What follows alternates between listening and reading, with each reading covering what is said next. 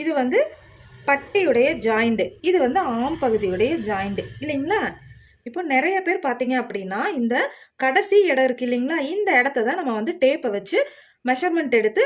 ப்ளவுஸுக்கு cut பண்ணும்போது mark பண்ணுவோம். அப்போ இந்த அளவு பண்ணும்போது நமக்கு வந்து